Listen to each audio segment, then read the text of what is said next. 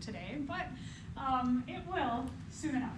I'm Professor Zarowski. I'm excited to be here with you all this semester for BIO111. We'll talk about some of this stuff, and then I'll talk about the way the class runs and give you some tips. Today we'll begin with the scientific method, and then you'll do a lab on the scientific method, and then we'll also do the safety lab as well. So that's today, and then on Thursday we'll finish up chapter 1, and we'll finish up lab 1 if you have it, and we'll start getting into lab 2. I want to talk about these homeworks in the context of what they are. So there are study guides for this class, and let's take a look at them. They're on Canvas. Each unit has its own study guide called the Unit Study Guide Objectives. You can get to our Canvas site a number of ways. So if you go to our Moraine Valley homepage, up here at the top, it says login. You can get to Canvas through NV Connect if you're already in there, or you can click right onto Canvas. For me, I do a lot of work on my computer, so I like to type in canvas.morainevalley.edu. And once I do that once in my search bar, every time I start typing in CA, it usually comes up the address, and I just hit enter. That's my own preference.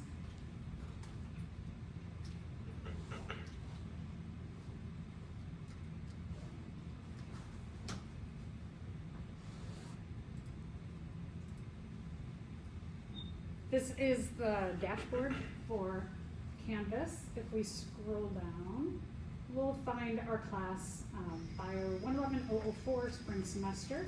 Click on that. And this is what you will see. I like to make Canvas as little amount of buttons as possible so that you can see everything in one place. Everything for the class is here on our homepage, and it goes by units, and you just scroll down and you'll see there are 4 units for this course. This week, you should be working your way through the Getting Started module. The syllabus is up there.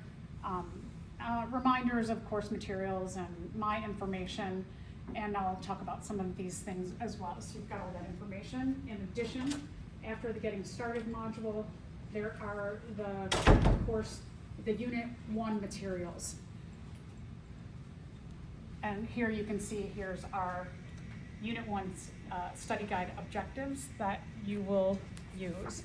And I'll talk about those in a second. So let's talk about the course materials. There's 2 course materials that you need for this class. One is the lab book, which I believe is not in yet.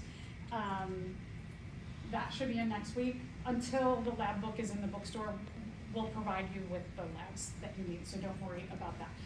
The other thing that you need is the Bio 111 Zarowski notebook, of which this is the first 2 chapters in here. I will have that by the end of the week in the bookstore.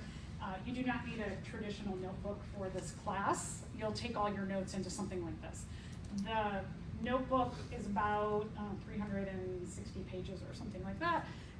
The cost of the notebook is a little bit less than $20, I believe, and it's just for the cost of the copies. What it looks like is this. This is chapters 1 and chapter 2 of it, so that you have and we can get started. But the way that I do lecture is that you just follow along. This follows along with the lecture, and where there are blanks, you're going to see a highlighted word or words up here, and then you'll fill them in. It gives you a little bit more time to listen, synthesize, make notes like that you want to make, or ask questions. Students have gotten a lot of really good feedback from my lectures, so don't try and take a notebook and take notes. It will be so confusing, so just use this, please. Like I said, this will be available next week. If you're somebody who likes to use a tablet to take notes, I do have here in Canvas, I have a PDF of this, and then I will have a PDF of the full book. If you would prefer to take notes on a tablet with a stylus, you can do that too.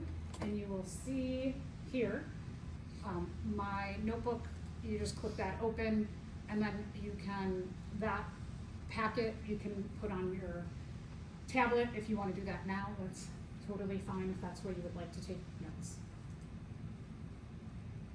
Okay, and then textbook-wise, there is a free textbook, yay! So we're working hard in the biology department to save you as much money as possible. I remember being where you're at, and my classes for biology were about $500 each class. So we are very sensitive to that. It's so great. There are these open resource textbooks. So if you click on here, the e-text is free for you. My exams are between 50 and 80 questions per exam, depending on how big the unit is, will depend on how many questions you have. They're multiple choice. All of the exams are based on the study guide objectives. The study guide objectives are based on my notes, or vice versa. My notes are based on the study guide objectives. So do you need to have the textbook? Not really. Everything's in here. However, if there's a subject that you feel like maybe I didn't explain it in a way that connected with you, certainly you can go online and read about that in the textbook. You can, if you prefer, I know being online, we're online a lot these days. If you want a paper textbook, they do sell them for a nominal fee. I mean, like $50. I know that's still a lot of money, but a lot less than the publisher textbooks. You could probably find one online for a lot cheaper too if you prefer a paper textbook, but again, you probably won't use it that much, but it's up to you. Do what's best for you as a learner, but you've got this free resource here, which I love. I also have a curated list of videos that I find, like, I went through and I like these videos. I think they're really well done to reiterate the things that we go over in lecture. So these are chosen by me.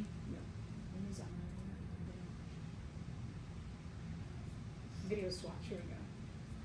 So these are good sources of videos if you just want something video-based to take a look at. YouTube has so many great resources to explain things. So you've got, you know, the e-textbook, you've got these free videos. You certainly could search on your own, but I did choose all those videos specifically because I was like, this is a good one for my class. So if you don't want to waste your time looking at a whole bunch of videos, just go to that list there. So those are the resources that you need.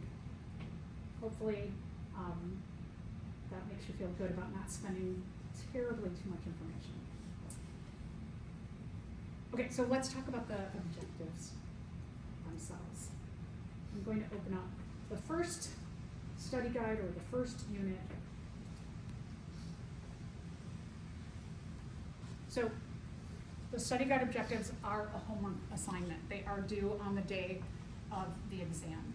You have to write them up. You do need to do them by hand. You can do them in a tablet if you want, but I need to see that they're written by hand. More so because every semester I have students who just find them on Chegg or Coursera or one of those other tutoring sites, and then they grab them and then upload them. It doesn't really help you as a learner. The reason why they are an assignment is because they will help you master the material if you use them in the right way. So the units are big in this class. You can see those are only 2 chapters of this unit, double that. This chapter I think is like about 78 pages of notes. That pretty much is what the objectives are. So if I ask you for like a definition of what is an atom, and then in my notes I have the definition of an atom, and then I have this much more information and an illustration of an atom, you probably should write all that information, not just the definition. I give you all this other information to help you learn that definition. So sometimes students, they just take the study guide objectives super literally and are like, I only have to write the objective, but you want all that other information that helps you to learn that objective. So it's more or less so writing out the notes. So here you can see it tells you things that you need to know for the exam. So for example, number 1 is recognize the following steps in the scientific method, and it gives you all of those steps. for each of these steps, I have like maybe 1 to 4 slides about those steps. So again, you probably want to add to the definition of those steps to enhance your learning and help you to better learn the material. There's a few of them, and I do make note in lecture. There's a couple of little problems that we work on in lecture. Like for example, this using a series of preliminary observations, and you have these things. We're going to do a little exercise on that. What I would do is you could write out what we did in class as an example. You could make up a new example, or you could go to this page in my notes to review this. There's also,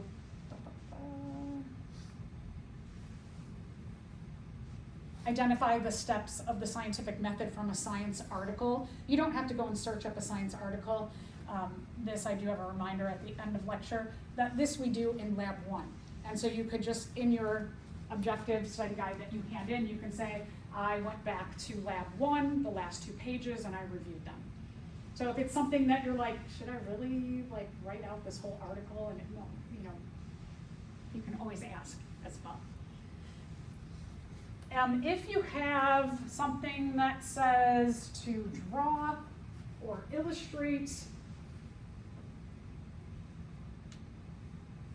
here, number 16, I'll read it in case you can't. Diagram the atomic structure of carbon, oxygen, hydrogen, and nitrogen when given the atomic number and the atomic mass.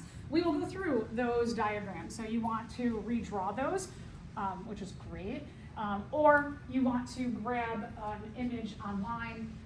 You could, if you're like doing them in a tablet, you can paste them in. If you're doing them by hand, you can draw them. I'm not great at drawing, but I am good at least conveying what drawings need to show in my classes. So I am proficient enough in drawing that I make do with my own awful art skills. I have art skills in some ways, but not necessarily this stuff. So you could hand draw them, or you could just like print it off on a piece of paper and glue it into your objectives. The way you should do the objectives is how it is best suited for you as a learner. So if you are like, you love note cards and you love being able to walk around with a pack of note cards and just like pull them out wherever you go, if that really works for you, do the objectives on note cards. If you, like I said, like to use a tablet, use a tablet to do it. If you're somebody who's like, I've never used a tablet before, this is probably not the time to explore it because I'm sure you all are very, very busy. If you want to figure that out, that's great, but I don't want you to like jump into something brand new. A lot of students will have a dedicated notebook for their objectives, and so they'll write out all the objectives in the notebook. Don't rip them out. Just hand that notebook in on the day of the exam. Hand in that pack of note cards, and then I'll give you that back. So some students like to have the objectives all written in one notebook, and we pass that notebook back and forth. You could do them on, I had a student who would like to do them on like white pieces of printer paper, and she would handwrite them, and then she kept them in a clipboard, and she'd give me the clipboard back and forth. If you want to do them on like lined paper, that's great. Whatever works best for you, do them that way. They should be thorough. The grading scale for them is 5, 4, 3, 2, 1. And so if, let's say, I think they're really well done, except you missed a handful of illustrations in there, I might give you like 4.7. If they're really well done, I'll give you 5. If you don't hand them in, you'll get 0. If you do like 2 pages, you'll probably get 1 point. So I just kind of like grade them on a kind of loose scale, but depends on how much work you put into them. Let me show you an example of one that is really well done.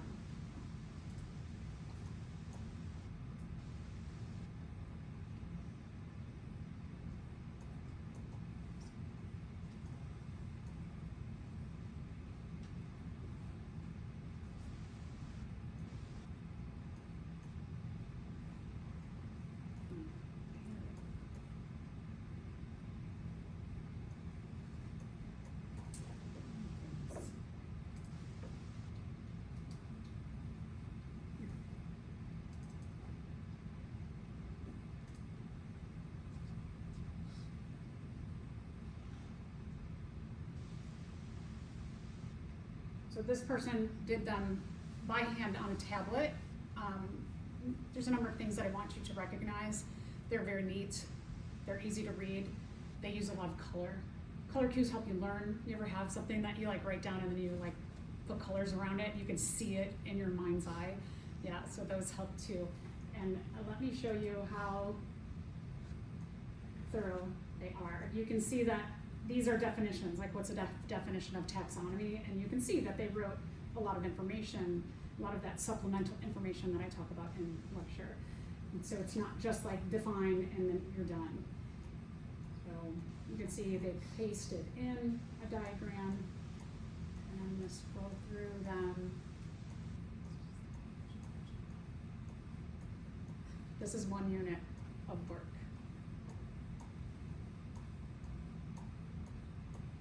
Scrolling. There are 37 pages of this. So that should give you an idea that if you have about 78 pages of notes, you might be in the like 30-some page place to effectively work on your objectives. So should you wait until the weekend before the exam? I try to make all the exams on Tuesdays so that you do have the weekend to have some time to review and collect yourself. No, you do not have much homework in this class. It is rare that you have homework. Your homework is to work on your objectives. So what I recommend, and this is based on feedback from students who have been successful in this class, like that student there, is to, after every class, go to the objectives, write out any objectives that we covered that time in lecture. Write them out, review them. So write them all out, then go back and read them over. Make sure that what you have written out makes sense to you, and then quiz yourself. Take those objectives from the blank and go like, if it says, what are the steps of the scientific method, and explain each one. You want to review your objectives until you can go, okay, there are steps in the scientific method. They start with, and then you just go through. And if you can tell them all in a thorough manner, move on to the next objective. And you should constantly be doing this, writing, reviewing, or studying, and quizzing. And that quizzing part, the reviewing part, are critical to your learning. There is a lot of scientific evidence that shows that the pinnacle of learning is that you can explain something to someone who knows nothing about the subject because you have quizzed yourself and quizzed yourself and quizzed yourself. You need to check in to make sure you know what you think you know. My first 2 years of college, I just thought I knew what I was doing, because high school was super easy for me and college was a whole different ballgame. And I would just study in my room, and I would have the music on and the door open, and I'd be eating, and friends would come in and talk, and I just would read over my notes, read them over. And I was like, I read them over 20 times, I got this. And then I go into the exam and be like, ooh, there's a lot of holes in my knowledge. Because I never checked in to see, do I know what I think I know? And that's what that quizzing part is critical about, that you can constantly work on anything that you're like, I am not getting this fully as I do that quizzing. Then you really want to focus on strengthening that. By doing this method, it helps you to gain a lot of confidence. So if you are someone whom maybe teachers or loved ones would say, you're just a bad test taker. I would say in the 20 years I've been teaching biology that I've had one truly bad test taker, where she did these methods, she had a lot of dedication, she did everything, and I kept giving her more tips and more tips and more tips, and there was some communication block about the reading in the exam and the exam setting. And so generally when students believe they are weak in taking tests, it's not that they are weak in taking tests, it is that they are not good at studying. They do not do enough of the methodology of write, review, quiz, review, quiz, review, quiz, review, quiz, until you've mastered everything, until you know you've mastered everything.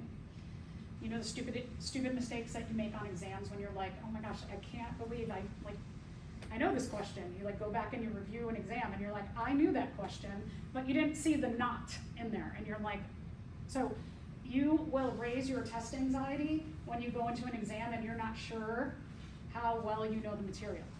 that will make you do a lot more dumb mistakes. So not being prepared, you know your brain's like, I know you're not prepared, and then you get more anxious and nervous, right? And so the more that you review, quiz, it brings down that anxiety, and you make less stupid mistakes. So there's a lot to that. Here's the other thing, is that the way you study should perfectly, or as perfect as possible, mimic the exam environment.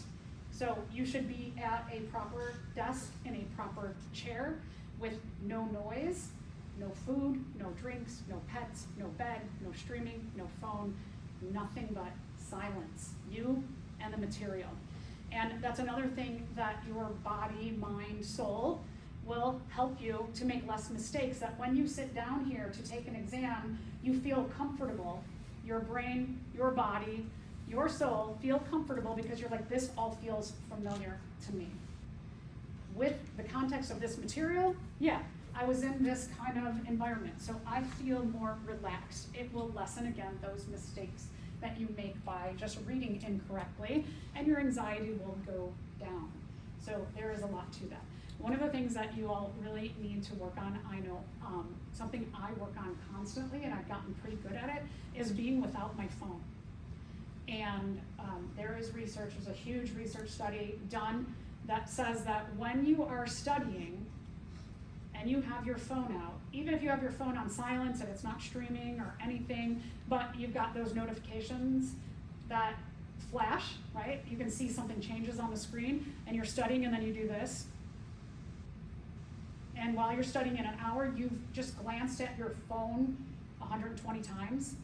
What happens every time you go from study focused mode to phone mode is that it takes you 2 minutes for your brain to get back into retention of information. So if you are studying for an hour and every 30 seconds you're looking at your phone, you're really not making the most of your study time. So you have to learn to put the phone away. In your classes, I highly recommend you take the phone and you put it away in your bag so you don't see those flashes. If you're somebody who has like a loved one that you're kind of like, I have to always be available, that's understandable. But if you're not like on call with someone, put the phone away. Get used to being in silence with this biology material. It will be hard at first. You will get used to it. Behaviors take about 30 days to instill in us. The little ear things, the ear pods, earphones, headphones, that's another thing. Get them out of your ears because you will not be allowed to have them in your ears during exams. And just the fact of having them in signals to your brain that you are missing whatever those ear things tell you in your ears. You'll feel them, and your brain will be constantly looking for what the ear things connect to and what they do. So take them out. Even if you're like, I'm not listening to, my son always says, I'm not listening to anything. And I say, when you are talking to me, take them out. Because I don't know if you have something that you're listening to or not. And it feels, to me, it makes me feel disrespected. And he goes, well, I'm not. I go, it makes me feel disrespected. When you are studying and you have them in, your brain is looking for it. It's going like, where is the stuff, the noise in there? And then when you don't have them in the exam, it's a thing that's going to take focus away from the material. So try to study, even just if it's sort of like a comfort thing or whatever, take them out. So train for the exams. Physically, train for the exams. The more you can do that, the less mistakes you will make, the better you will get at studying. And people who get good grades, like that student got a very high A in the class. You can see how much dedication they put into their objectives, right? So when you do all that work and you make that commitment to being in silence and putting away a phone and putting away the ear things and not having food and not having drinks and all of that, when you put in that work and dedication, does it feel good when you get a good grade on an exam? Oh, it feels glorious, doesn't it?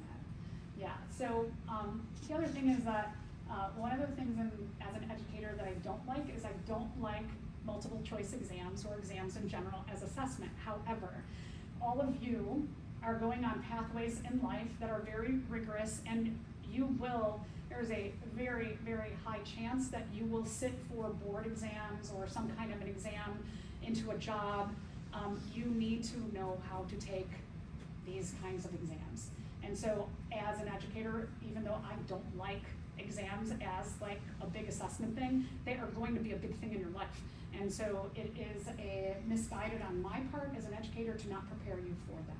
So even though, again, I don't like that, I know what you need. And I am very sensitive to your needs as a student and to your futures, and I want to make sure that when you take my class, when you step out of my classroom, you are prepared to be what you want to be and be successful along the way. If while you are studying or you're doing your work and you have questions about just like how to do stuff or why to do stuff, feel free to talk to me about like that side of the class as much as the content side of the class. I prefer to be contacted on Canvas because on Canvas, it's only messages from students. I do not like email because even though we have this crazy firewall, I get tons of spam. And I don't get some messages that I need to get. And so it's like filters a weird way, and I get a lot of information there, and plus I get a lot of information from people all over the campus. Canvas is where I can focus on you. So your fastest way to get a hold of me is to send me a message in Canvas. And I put that all over the syllabus. I hope that's clear. You certainly can ask me questions before class, in the break, in lab, or after lab. You have a great advantage. My office hour also is right after our class. So I have lots of time just for you. But if we're in lab and there's a little bit of downtime on an experiment and you're like, I just want to ask you about these two objectives, feel free to do that during lab as well. Make the most of your time with me together. One other thing, you all have another great advantage in this class because we have a learning assistant. And so this is Pavel. He is our learning assistant for this class. He will be with us sometimes in lecture, but in lab. And so during lab, I will always circulate, and you can always ask me a question, but Pavel just took this class last semester, so he is an expert in these labs. He got an amazing grade. He's a very hard worker, and that's why I chose him to be your learning assistant. So please also take advantage of that. So you've got a lot of support for your learning in this class, and he is super cool and nice, and he really wants to help you. So he is just like you, just one semester ahead. Everything else you need for the course is here. You have a few little small assignments this week. You have to send me a message with your name preferences. If you have a name that's different than the one that's in Canvas, or you have like a different name that you go by, let me know. If your name is often mispronounced, please make a phonetic pronunciation of your name so that I can say it correctly. I think that's important. If you have pronouns that you prefer to be addressed by, and if you have any accommodations from the Center for Disability Services. If you had accommodations when you were in high school, you can get them here at the college as well. So you just have to go over to the Center for Disability Services, which is across campus, the building with the clock tower. You just go in under the clock tower and down the hallway. And you can also register for those accommodations that you may have gotten in high school as well.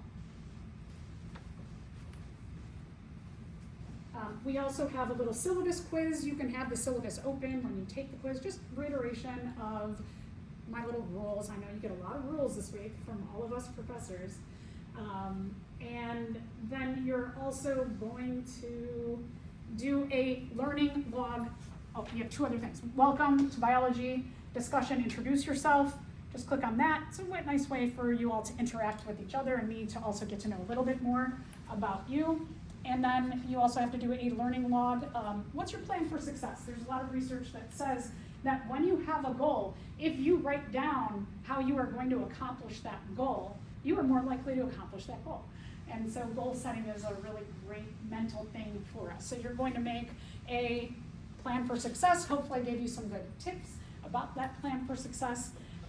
Certainly, if you have a method that, like last semester, and you took classes here in college, and you had a methodology that works for you, certainly keep sticking with that. But if you're like, yeah, I'm kind of all over the place with studying, those are some maybe good ideas to try out. I encourage you to do that also. There's also other good information. A couple things I want to point out is at the college we have two things, and one of the, well, there's so many great things about Moraine Valley. I have been teaching here for 22 years and I absolutely love it. I feel super grateful and fortunate to have the job that I have. Not everybody has that fulfillment in life. One of the great things that Moraine Valley has for you is, well, one of the many, I should say, is we have what's called Project Care. Project Care has food available to you. 1 in 4 students at our college have food scarcity, as well as financial issues. So if you need food, you and or your family, you can go to counseling. So the clock tower, you go up the stairs and to the right, and you just tell somebody, can I talk to someone about Project Care? And then they'll help you. There's canned food, boxed food, fresh food, and frozen food that is available. So please, if you need that to help you to be successful, please go and take advantage of that. But there's other things that they can help you with, is that they have bus passes. If you're somebody who doesn't have a car and you're like, oh, I don't have a car because I don't have more money and I got to pay for this bus pass, they can help you with that too. And in addition, the counselors will also, if you need other things like housing, for example, they can help point you in the direction of those community ways to get help. So please, if you need any of that, please take advantage. It's for you. There's also personal and academic counseling. So if you're like nervous, you're like, I kind of like science, but I'm not sure which one, you can go talk to a counselor about what are some of the options for you out there. There's internship booklets. There's like binders that have internships. Some of them are paid. And so if you're like, haven't thought about the summer, this is the time to start thinking about, what am I gonna do this summer? And maybe it's not a bad idea to get some experience if you're going into science, or I know some of you may be going to law or computer science and technology. It's not a bad idea to go check out like what kind of internships the college already knows about that can help you, instead of you just going like blindly searching on the internet. That's up the stairs at the clock tower and on the left. There's also personal counseling. 1 in 2 people in their lifetime will deal with some kind of mental health crisis. And I know that in this day and age, there is so much more bombarding us. There's just a lot of misinformation and disinformation and negativity out there all over what is on our phones. Social media has a big impact on us. We're coming off and recovering still from COVID. So there is just a lot of extra pressure on you as humans. If you feel like you don't feel that you are yourself, you feel a little off, you feel a little sad, you feel depressed, you feel anxious, whatever it is, you can go talk to the counselors and they can help you. And I really encourage you all to take advantage of that. It's free. So if you don't have good health insurance, or you just like counseling, or a therapist is not covered, we have people that can help you here. So please, take care of yourself. There's a lot of ways here that you can help take care of yourself. There are tutors as well for this class.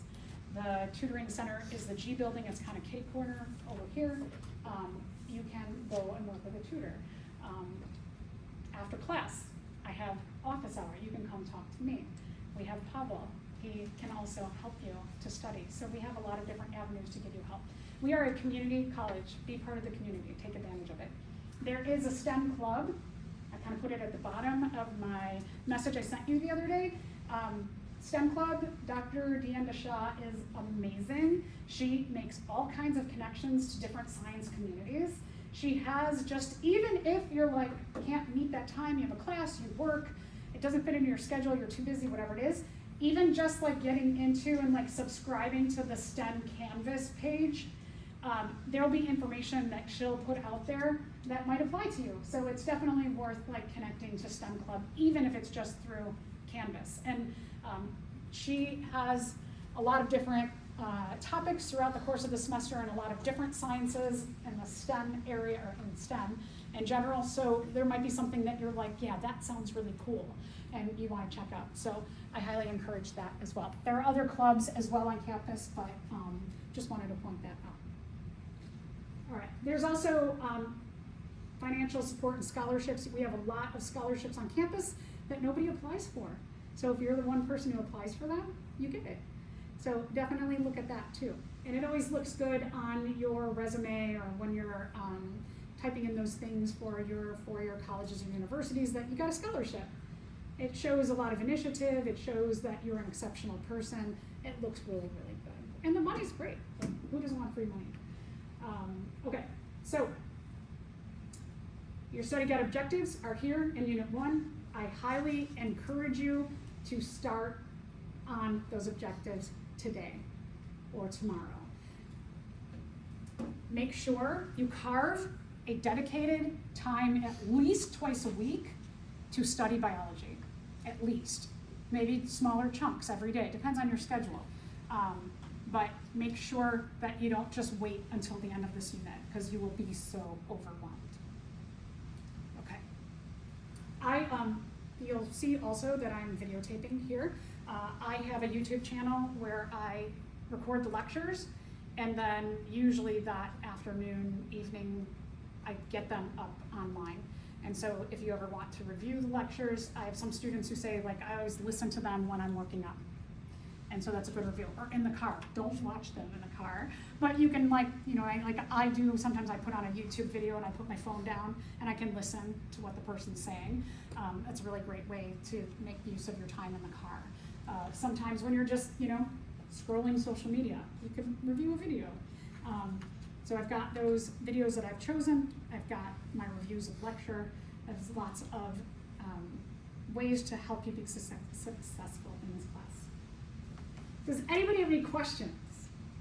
I told you a lot. Please try to be on time. I make announcements at the beginning of class, so y'all did a great job being on time today. Thank you for that. And I'm coming from one class. I have 15 minutes, and sometimes students are like asking questions, so I may occasionally be late, and that's why. Okay. Does anybody any questions? If you think of any questions, anytime, please ask. I know when students say, I have a dumb question. It's never a dumb question if you ask it. I will not make fun of you for asking the question. It's the ones that you don't ask that might hurt you as being successful. So please ask. Yeah. Oh, would we have a practice test before the? I don't have practice tests. Yeah. Exams are multiple. I do have quizzes up. I forgot. I have practice quizzes. So you can see these two, not for credit, practice quizzes. So kind of. Oh, yeah. Yeah. So those are great to take, like when you've studied a bit, like chapter 1 and 2.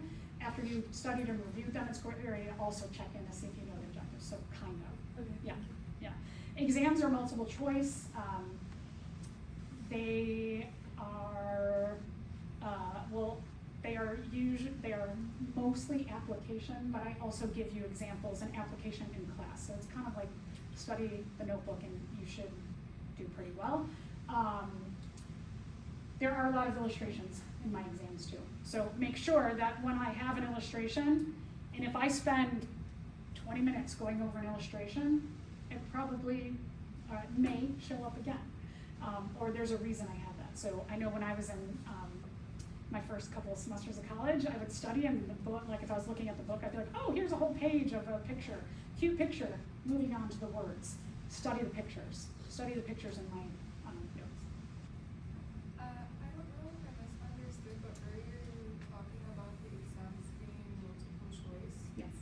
Okay, they are. Yes. All right. Yes, That was my question. they are multiple choice. I also, in lecture, I intersperse some questions in lecture, and I kind of go through not only content of those questions, but also like, how do you tackle a multiple choice question? Yeah. So like practicals are like written? Oh,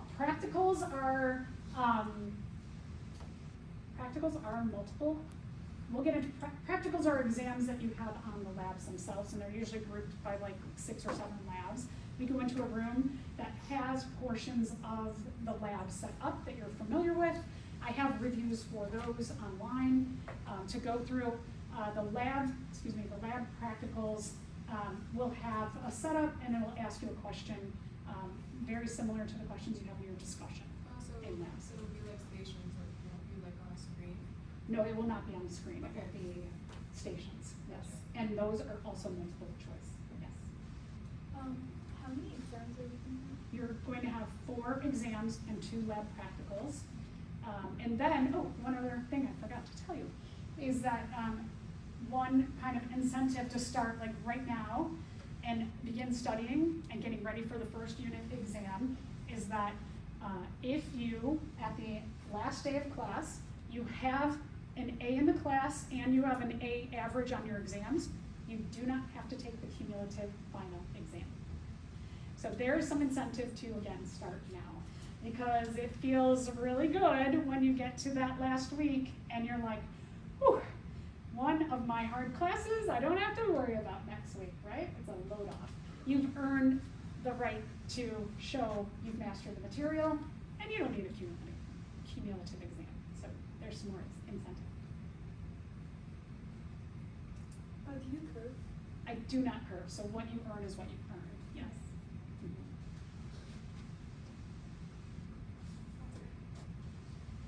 Yeah, you're good. Yes, it sounds good. Okay, yes, good, good. I like that it sounds good. All right, so just this week, go through Canvas. You have those 4 little assignments, the 2 discussions. No, do you have 2 discussions? You have, yeah, getting to know you discussion, sorry. Discussion, send me information about like your name and pronunciation, accommodations, the learning log for success, and the syllabus quiz. So you've got 4 little assignments to get through this week. And work on your objectives. Okay, so let's